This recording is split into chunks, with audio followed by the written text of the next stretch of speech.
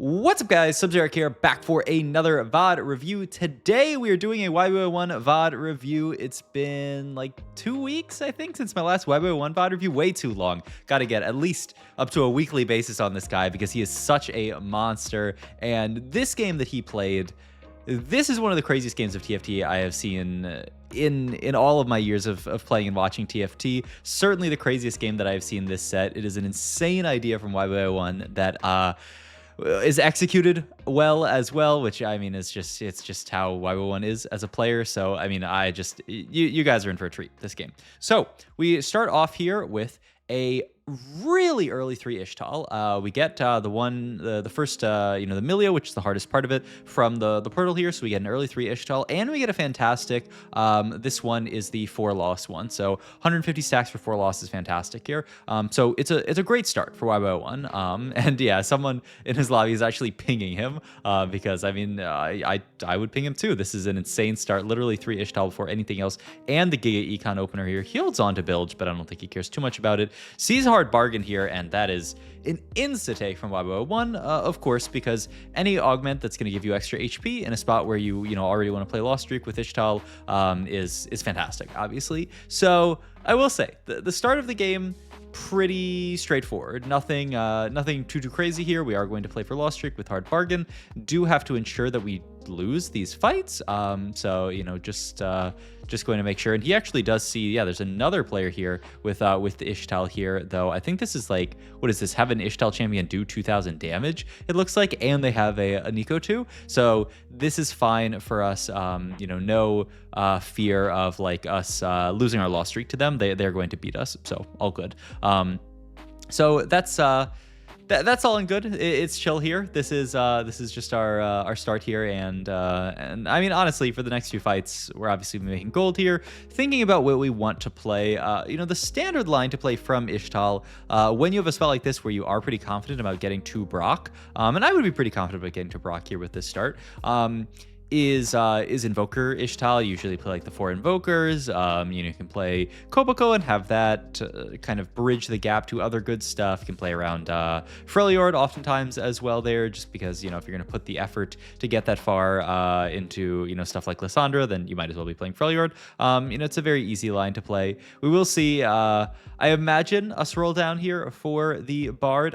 You could not roll if you want to, but I mean, it's so much economy that I would expect that you do roll for it, and yeah, we do. Yeah, it's funny because like normally you'll see people roll here for the Bard so that they can find Ixtal, and the hope is that you high roll Emilio and then you can get Ixtal in here. We don't even have to hope for that because we already have it, so no real like high roll of hitting Ixtal here. We do hit the Vi, which is pretty good, but the big thing is that Bard is just going to give us so much econ throughout the entire game, especially if we do full Lost Streak throughout the entire game. In a carousel here, we cannot choose what we're going to pick because we are hard bargains, so we just have to sit and wait and see what Mr. Mortdog wants to give us. We have this belt open here, and so I mean, if you're thinking of playing into this Ixtal comp, I mean, you still want some kind of tank items, so stuff like Redemption, Warmogs, definitely, not bad. The tier can also be held open for stuff like Lissandra items.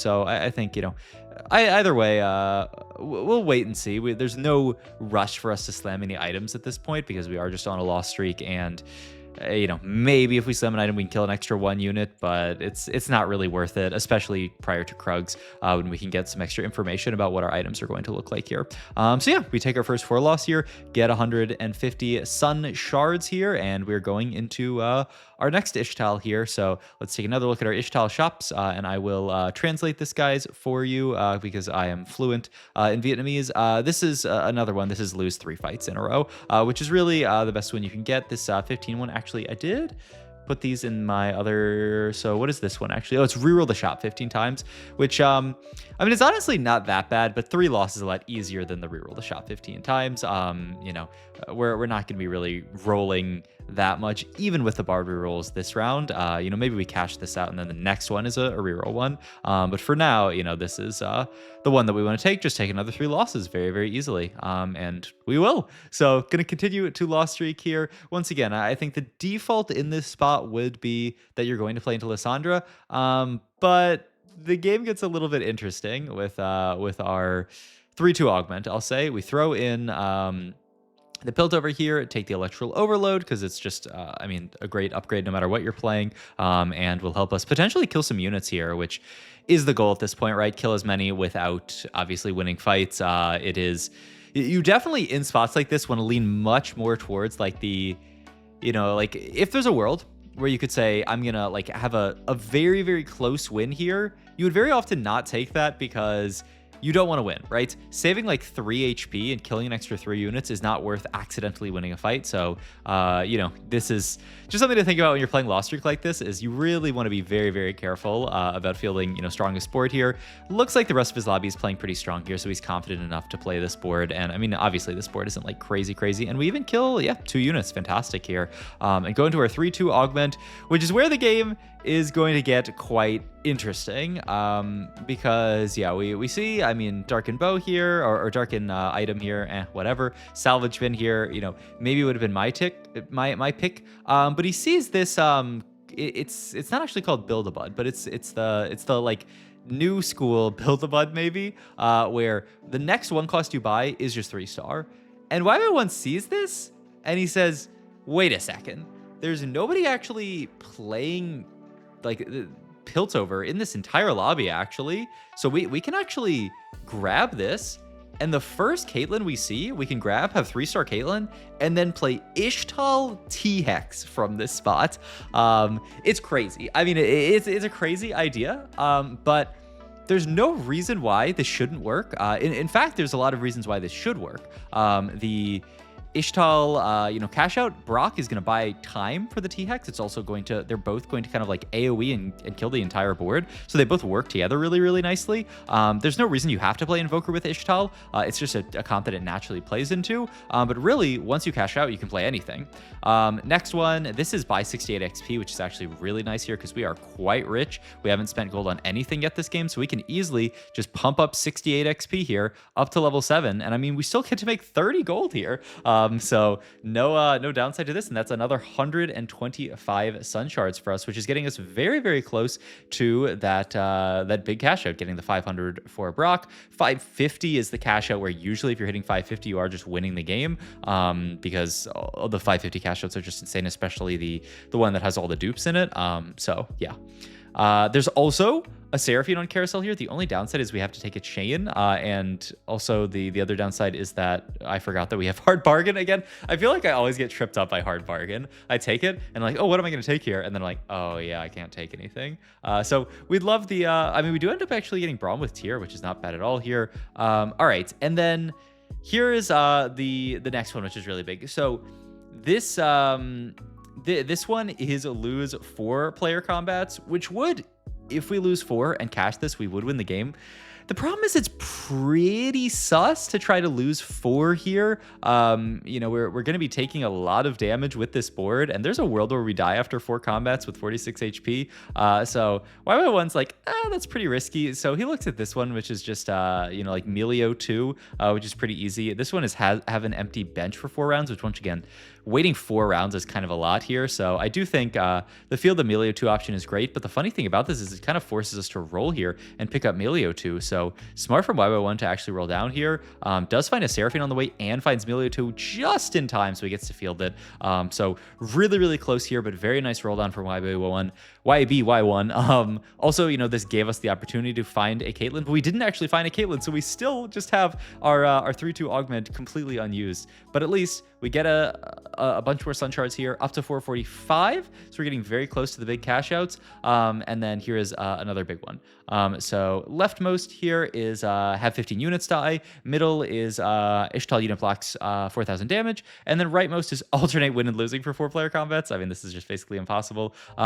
15 units die, I think, is like actually like really achievable and will put us over that 550 amount. I think this is fantastic. Once again, you know, we're already 7 units in right now. So, I mean, we can cash this in 2 rounds. It's actually kind of funny. I wonder if we're going to early level to 8 on 4-1 with not that much gold, but just to ensure that we have 15 units that die. I assume we will. And yeah, I mean, the fact that we can cash this out in two combats is amazing for us here. So we take 1 loss here, down to 21 HP. It's getting very scary, but YBY1 is never afraid in a spot like this because he's a beast here. Just unlocked the Orianna, which is nice. He's actually going to roll on 7 here, just saying, you know, I need to find my upgraded units, and I need to find that Caitlyn. So he rolls a bit, finds an upgrade, but he's still, I mean, he's got so many pairs on 7, but what do you actually do here? I feel like you must push 8, right? So that you can get the cash out this round. I think so. And yeah, it looks like he is looking at that as well. He's going to roll up in on 7 and maybe then push 8. So yeah, he's rolling, really hoping to find this Caitlyn here. Just wants to have enough gold to level here. And does actually have enough to level to play the Braum here. And is also going to start making T-Hex items. We have IE here. We actually have a lot of kind of random garbage on here. So yeah, we're going to make Gargoyle here for Skarner. Make Blue Buff here for I'm not even sure who. And yeah, we only really have the one item for T-Hex right now, which is really scuffed. We are going to get obviously a huge cash out here, 570. Let me pull up the loot table actually real quick for you guys. So yeah, when you're playing Ixtal, I tried to zoom in, but I think I made it worse.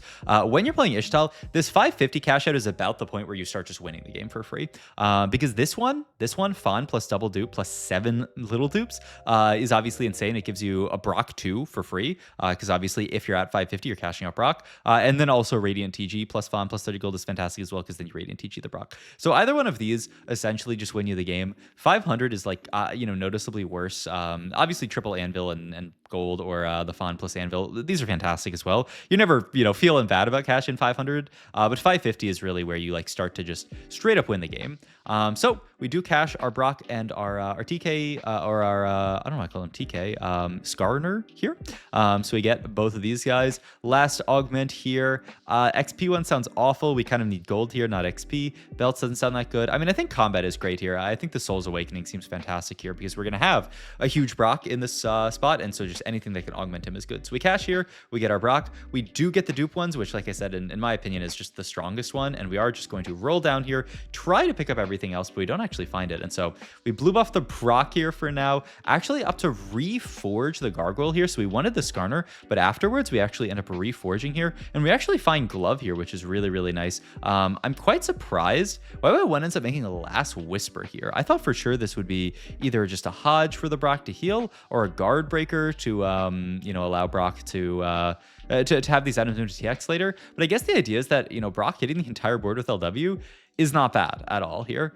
He's also... There's another idea here, which is, oftentimes when you have all these dupes, you can pick and choose what you go for, but, oftentimes you're going to go for some kind of 3-star here. YBY1 says, I'm actually in the spot where I need gold much more than I need dupes. Making her an Emilio 3 doesn't really do anything for me here. Like, I don't have items for him. What does Emilio 3 do on this board? I was thinking maybe if you could make like a Loris 3 or something, which would be, quite nice if we end up playing more vertical Pilt. But he also just used a couple of dupes here for econ here, just because once again, we need to roll for this Caitlyn. We finally find the Caitlyn, by the way, managed to get her in. We end up taking the Gigantification Ray as the power up here, which it's interesting. I don't know if he, cognizantly did this, or if this was just because he had to click something quickly. But a lot of people like Magneton, as their best one, and then Gigantification Ray is like a second best one. But he actually takes this. I think it's quite solid. Maybe even sometimes better than Magneton. And he actually, surprisingly, YBY1 gets a little dizzy and just doesn't actually have enough time to finish his turn here. So he doesn't actually manage to unlock T-Hex this round. He does not get enough star level in to unlock T-Hex, which is just funny. It just goes to show TFT can be a hard game here.